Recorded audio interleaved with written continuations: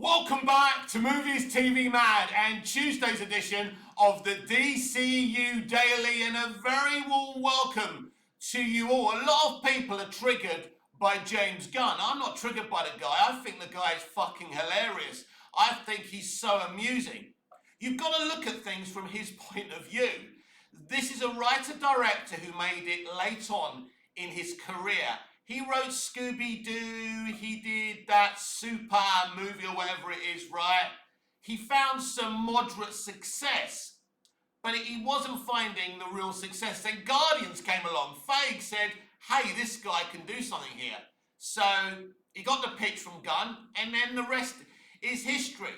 And then Gunn bags himself a hot young actress who he probably got by promising he'd make her a successful actress. She's now got a successful role in the DCU in the Peacemaker series. So this guy probably wakes up in the morning next to this hot young actress thinking, Jesus Christ, I'm a famous writer-director, I can't fucking believe it. And this is where the ego comes from. Now, I've got a couple of updates for you, then I'm going to give you some scenarios on the future of the DCU. Now, there's a young Latino writer that James Gunn got to adapt Supergirl, Woman of Tomorrow, and he was very impressed by what she did there. So then he got her to adapt a Teen Titans movie script. We were all very, very excited. A Teen Titans movie.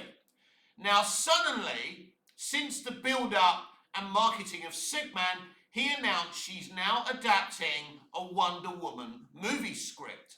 Now, yesterday, a fan asked him on Threads what's going on with her Teen Titans script. He said it doesn't exist. She's writing Wonder Woman. So, what's going on here? Well, I'm going to clear the field for you because this is what I've been told is going on. She absolutely was writing and adapting a Teen Titans movie script. But then Zaslav came in with his size 9s and said to Gunn, what are you doing here? Where's Wonder Woman? When we announced we were doing the DCU, we said the three characters that would be front and centre would be Superman, Batman, and Wonder Woman. What do you think you're doing with this Wonder Woman prequel on HBO Max? That's all well and good, but we need a Wonder Woman movie. We need a Wonder Woman in the DCU. And as I say, this was announced during the build-up and marketing campaign of Superman. There was no talk of a Wonder Woman movie before that. So, and he has mentioned a film that's not happening anymore, and it could be the Teen Titans movie, which what I find quite staggering is, even if this young writer is writing a Wonder Woman script instead of Teen Titans, why can't someone else write the Titans script? Well, it's because Gunn really rates this young Latino writer. So it's very, very interesting. And this is what makes me laugh about Gunn as well. He wants to do one thing, then Zaslav comes in with his size 9s, then he has to say, well, actually, this isn't happening anymore. It's not conducive for a consistent franchise, is it? You're giving the fans one piece of information and you're going, you know what? We're not doing that anymore, we're doing this. They should have just started doing Wonder Woman before Titans anyway. Now, I really want this Teen Titans movie, but it looks like it's either cancelled or on the back burner like Swamp Thing and The Authority. I mean, I was quite excited by a James Gunn written and directed Authority movie because that's what James Gunn does best. I thought it was great that he was introducing the engineer in the Superman movie and maybe launching the Authority movie. It was a good idea. And now it doesn't seem to be happening. Don't be surprised if the Authority cameo in other DCU projects. Now, moving on from that, he keeps on simping Matt Reeves as often as he can. Now, he's been questioned about Matt Reeves, the Batman. Robert Pattinson's the Batman. Is he going to join the DCU? Or is he going to stay within DC Elseworlds? Every time he said, we have spoken about it, but yesterday he said something very interesting. He said, At this moment, Matt Reeves, Robert Pattinson's The Batman, is separate to the DCU. But then he was quoted in saying something else. And look, this could be an absolute misquote. But this is how I read it. This is how everybody else read it on social media. That the situation with Matt Reeves and Robert Pattinson's Batman is in flux. What does that mean? What does that mean? Basically, what it means, boys and girls, it means at this very second, Robert Pattinson's The Batman is part of DC Elseworlds, but it's in flux, which means anything can happen. I'm going to give you scenario number one. I think that Robert Pattinson's The Batman will join the DCU sooner rather than later. But why haven't they announced it sooner? Because they didn't want to affect the Superman box office. We know that Superman's box office has become top of the flops. Basically, the best superhero box office from all the generic movies, as we've been discussing on this very channel, on this daily show for the past 2 days. And I'm sorry if my past 2 videos seem repetitive, but I really wanted to hammer that home. That although it's not a $1 billion movie, it's made a lot more money than the other generic MCU movies and the final few DCEU movies. Let's not get it twisted. Could finish. May get close to 700 million by the time it's done. Very interesting situation. I will be keeping an eye on that. So I believe from these words by Gunn, because it is very transparent by him, he talks too much. And it's all part of his ego, and it's all part of him only making it as a writer-director later on in his life. He can't believe that people listen to him, that, like, respectable people in the industry respect him for his writing and directing. This is amazing to him, and this is when his ego kicks in. So anyway, and it's not just him, it's Zaslav as well. They know they can't have 2 Batmen. They know that's ridiculous, right? If any character could handle 2 versions, 2 different versions, it's Batman, because he's the most popular fictional character, I suppose, unless you're talking about Dexter right now. I mean, Dexter's got this resurrection revival. Dexter is seen as a real-world Batman, if you like. But Batman is popular, but you can't have 2 Batmen. It's not going to work. Gunn knows this. Zaslav knows this. Now, as I've said many times before, the Batman situation isn't Zaslav's fault, and it isn't Gunn's fault, it isn't Safran's fault, right? There wasn't, Ben wasn't going to do any more Batman, Snyder had gone, they needed a Batman, and they pursued Matt Reeves. Matt Reeves had a vision for a Batman kind of character, not part of the old DCEU. And I really enjoyed that first movie. Now, it's clear that Reeves is open to this, but they're really going to have to give Reeves a lot to be open to this. And here are a few other scenarios for you. I believe, now, I find it hard to believe that Gunn's going to be fired.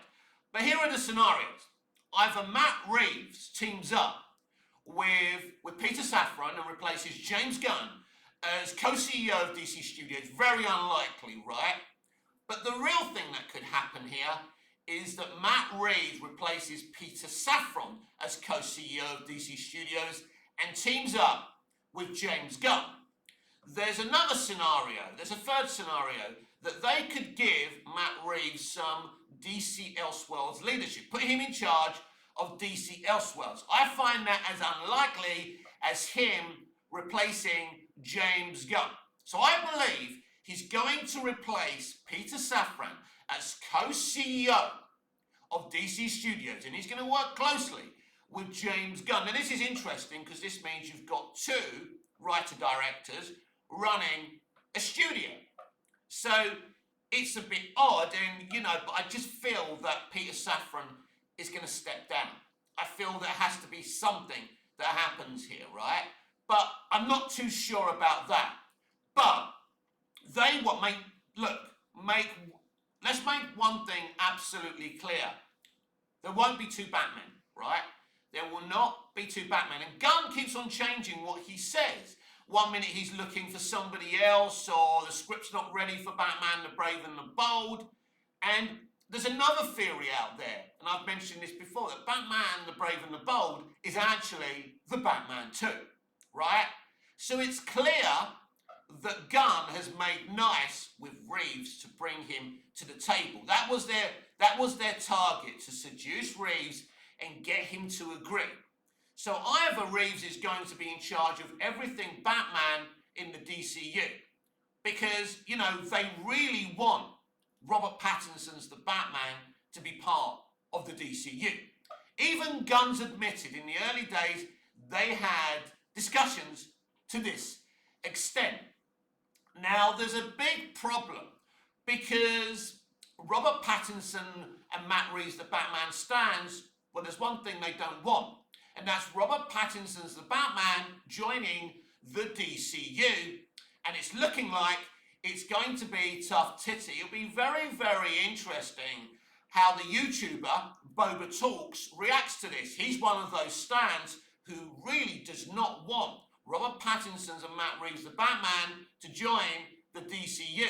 Now, what's interesting about Boba, I like Boba. I think he's a nice, soft guy. He's a nice, kind guy. He doesn't get in, you know, he's not involved with this Gunn, Snyder stuff. But he has kind of become kind of shilly.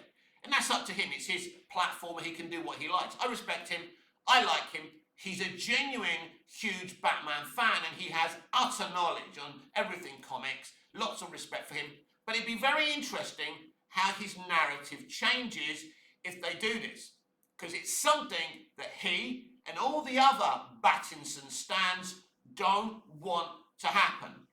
And from Gunn's kind of body language and what he said about the situation being in flux, it seems to me that we are heading to the announcement that Robert Pattinson's the Batman will be the DCU Batman.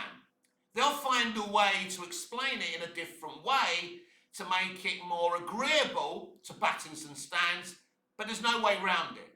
And they were never going to announce this during Superman, while Superman was in theatres. So they're waiting for this Superman cinematic run to come to an end, and then it will be announced, whenever that is. That's how I see it right now. Of course, I could be absolutely wrong. But with my experience within this industry, this is how I see it happening, right? As I say, Gunn's hilarious. People find him triggering. I don't. I think he's so fucking funny. He's such a funny little man, right? He keeps on changing what he says. He talks too much. And every time he talks on threads, he digs a hole. And another hole for himself. And another hole. And it's so funny. Even at times I look at him, I feel bad for him. I feel really sorry for him, because you've got the creative here. He's trying to create something. Then you've got Zaslav. You come in here and there's an impossible situation. There's a pre-existing Batman.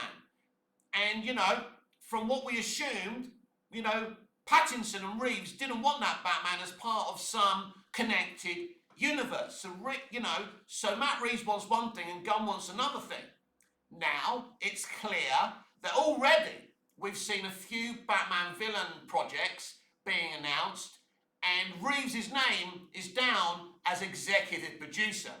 So it seems to me that Reeves is going to have a big say-so in what happens within DC for Batman's live-action future. They're going to give him anything he wants so he can agree for the Batman franchise to be part of the DCU. For Robert Pattinson's Batman to be the DCU Batman.